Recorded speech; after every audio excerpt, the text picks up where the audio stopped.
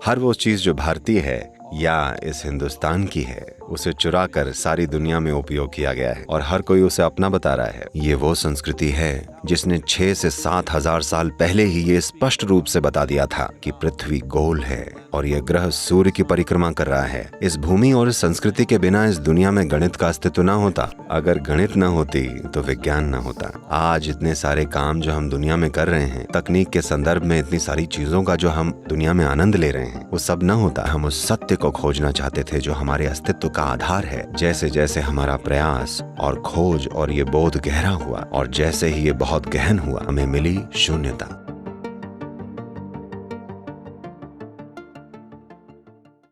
हिंदू एक भूमि है और धीरे धीरे समय के साथ हिंदू एक संस्कृति बन गई। हिंदू न कभी वाद था, न ही आज ये कोई वाद है। ये बात और है कि राजनीतिक परिस्थितियों और लोगों के बीच सत्ता की खींचातानी से लोग इसे अपने हिसाब से जैसे मर्जी तोड़ेंगे मरोड़ेंगे। लेकिन हिंदू की पहचान भूमि से है। वो भूमि जो हिमालय और हिंदू सागर के बीच है, यानी कि हिंद महासागर के इस पर्वत श्रृंखला और महासागर के बीच की ये भूमि हिंदू है। तो वो लोग जो यहाँ रहते थे वो अपने आप से हिंदू हो गए और इसीलिए इसे हिंदुस्तान कहा जाने लगा। हिंदुओं की भूमि, भूमि हिंदू थी तो लोग हिंदू हो गए। क्योंकि लोग हिंदू हो गए इसलिए राष्ट्र, वो सभी राष्ट्र जो उस समय इस क्षेत्र में थे, सामूहिक रूप से हिंदुस्तान बन गए। तो उसी तरह इतिहास में अलग अलग समय पर अलग अलग तरह के लोग, अलग अलग तरह के राज्य और साम्राज्य, सारे के सारे सभी हिंदुस्तान कहलाए जाने लगे। कोई संस्कृति किसी एक मान्यता या किसी एक शिक्षा का परिणाम नहीं होती, नहीं, ये किसी एक किताब से निकल कर आती है। कई तरह की चीजें हुई। अगर भूगोल की दृष्टि से देखें या भाषाओं की या फिर संस्कृति की दृष्टि से, अनेक प्रकार की चीजें इस भूमि के हर छोर पर हुई हैं। इतने प्रकार की कि ये ज्यादातर लोगों की कल्पना से परे हैं। 19,000 से ज्यादा भाषाएं विकसित हुईं। 19,000 भाषाएं अकेले हिंदुस्तान में। इसका मतलब है कि इतनी ही तरह की संस्कृतियां थीं, इतनी ही तरह के लोग थे, इतनी ही तरह का खाना पकता था। हाँ, विभिन्न चीजें थीं। चाहे आप इसे जैसे देखें, इसमें विविधता है। पर यह है किस बारे में?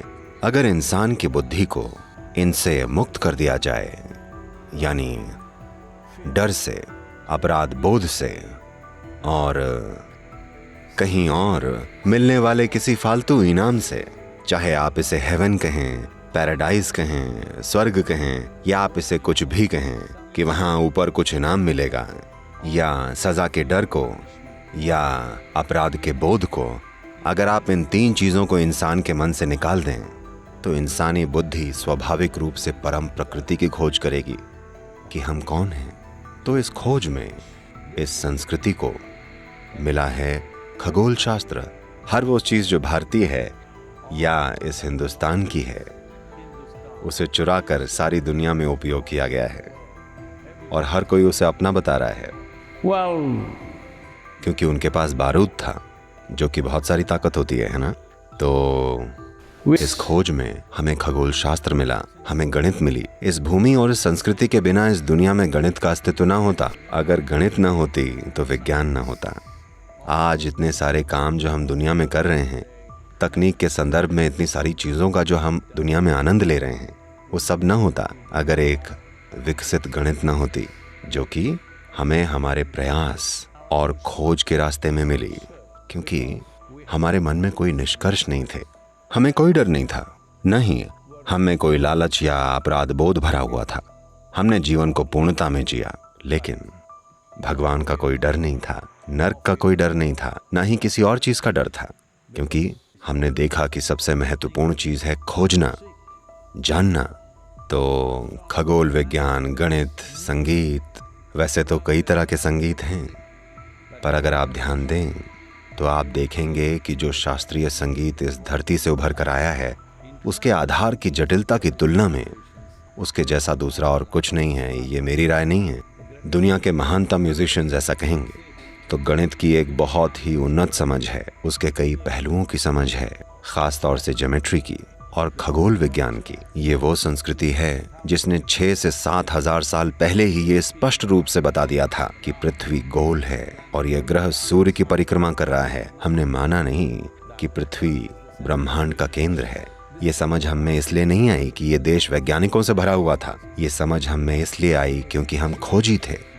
हमें मैथमेटिक्स मिला, संगीत मिला, खगोल विज्ञान मिला, रहस्यवाद मिला, कई जादुई और रहस्यमयी चीजें मिली, पर हम फिर भी खोजते रहे क्योंकि हमारा खोजना इसके या उसके बारे में नहीं था जो हम समझते थे कि हमारे लिए उपयोगी है, बल्कि हम उस सत्य को खोजना चाहते थे जो हमारे अस्तित्व का आधार है, इसकी प्रकृति को कि ये क्या है। इस खोज में हम खोजते ही खोजते चले गए। जैसे जैसे हमारा प्रयास और खोज और ये बोध गहरा हुआ और जैसे ही ये बहुत गहन हुआ तो हमें मिली शून्यता। जब हमें शून्यता मिली तो हमने कहा शिव। तब हमने पाया कि हर चीज का आधार यही शून्यता है। इस ब्रह्मांड का सबसे बड़ा चमत्कार ये है कि हर चीज शून्यता से आती है और वापस शून्यता में चली जाती है, और जिस भी तरह से आप खोज करना चाहें उसका बड़ा सम्मान किया जाता है। आप इसे बड़े स्थायी और अच्छे ढंग से खोज सकते हैं या फिर पागलपन के साथ भी। चाहे जैसे भी आप खोजें, जब तक आप खोज रहे हैं इस संस्कृति को वो स्वीकार्य है। यहाँ इस देश में इसके बड़े ही व्यवस्थित तरीके हैं और साथ ही बिल्कुल वाइल्ड तरीके भी हैं। यहाँ अघोरी हैं, यहाँ तांत्रिक हैं, यहाँ तरह तरह के लोग हैं, क्योंकि यहाँ कुछ भी वर्जित नहीं है। जब तक कि आप खोज रहे हैं, जब तक कि आपका उद्देश्य जीवन के अंतरतम को छूना है, उस जीवन को जो कि आप हैं, ये जानते हुए कि जीवन का मूल कहीं और किसी और गैलेक्सी के केंद्र में नहीं है, बल्कि जीवन का मूल हर जीवन के अंदर है। चाहे आप एक आदमी हो, औरत हो, जानवर हो, चाहे आप एक चींटी ही हो, जीवन का मूल भीतर है या आपके भीतर ही है। आपको बस इतना करना है कि उसे खोजना है।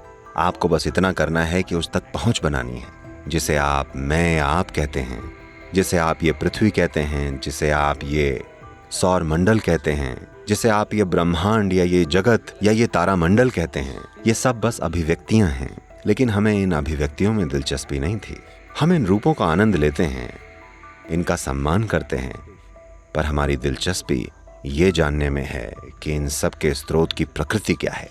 और हमने ये जाना कि स्रोत कोई चीज नहीं है, बल्कि ये शून्यता है, और ये किसी एक जगह पर नहीं है बल्कि हर जगह है। तो हमने कहा शिव, जिसका मतलब है वो जो नहीं है। पर लोग इसे समझ नहीं पाए। वो एक रूप को ढूंढ रहे थे। तब उन लोगों ने जो बहुत गहन खोज में शामिल थे और जिन्होंने इन रूपों और उनकी प्रकृति को जान लिया था, क्योंकि उन्होंने उसे जान लिया था जो नहीं है, तो हमने उन्हें भी शिव कहा। तो आज जिन शिव की आप चर्चा करते हैं, जिन्हें इस धरती पर पूजा जाता है, उन्हें पूजा की जरूरत नहीं है, क्योंकि वो बिना किसी रुचि के बैठे हैं। वो ऐसे नहीं हैं जो आपके किए गए गुणगानों से या इसकी या उसकी भेंटों से प्रभावित हो जाएं। वो बस ऐसे ही बिना रुचि के बैठे हैं। यही कारण है कि उनका और ज्यादा उचित वर्णन होगा आदि योगी शिव, यानी वो जो नहीं है, क्योंकि वो जो नहीं है उसे देखा, सुना, सूंघा और छुआ नहीं जा सकता। तो वो जिसने इस तत्व को जान लिया, हम उसे भी शिव कहते हैं, क्योंकि जिसने इस तत्व को जान लिया वो वहां तक पहुंचने का एक द्वार बन जाता है। देखिए, जब आप कहते हैं मेरा घर, जब आप सोचते हैं कि अरे मैं अपने घर जा रहा हूँ, तो आप उन सारे कमरों या बाथरूम या टॉयलेट या पीछे वाले दरवाजे या किचन के बारे में नहीं सोचते। नहीं, वो आगे वाला द्वार होता है जो आपके लिए घर है।